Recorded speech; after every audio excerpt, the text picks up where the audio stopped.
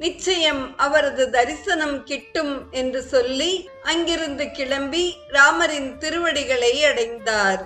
அவரிடம் கோவர்தனகிரியிடம் தான் கொடுத்த வாக்குறுதியை தெரிவித்த போது ஸ்ரீராமர், பிரிய அனுமனே, நீ கொடுத்த வாக்குறுதியை நான் தெரிவித்ததாகவே கொள்ளலாம்.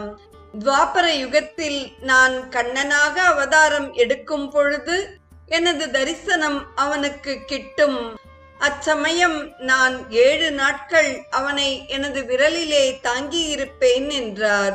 திரும்பவும் அங்கு சென்று கோவர்தனத்திடம் ஸ்ரீராமரின் வார்த்தைகளை தெரிவித்த போது ஆனந்தத்தில் திளைத்தது. சமுத்திரராஜனுடைய அனுமதி பெற்று கடலிலே அணை கட்ட தீர்மானித்த ராமன் அவனுடைய வருகைக்காகவும் அவனை திருப்திப்படுத்துவதற்காகவும் பூஜை முதலானவற்றை முறைப்படி செய்தார். அவர் எதிர்பார்த்தபடி சமுத்திரராஜன் வரவில்லை.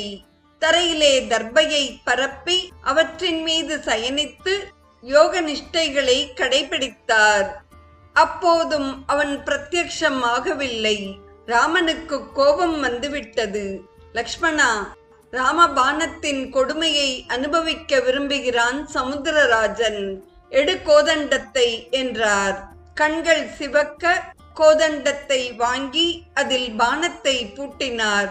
லக்ஷ்மணா, இமைக்கும் நேரத்தில் இந்த ஆழ்கடலில் நீர் அனைத்தையும் வற்றச் செய்து விடுகிறேன் பார்.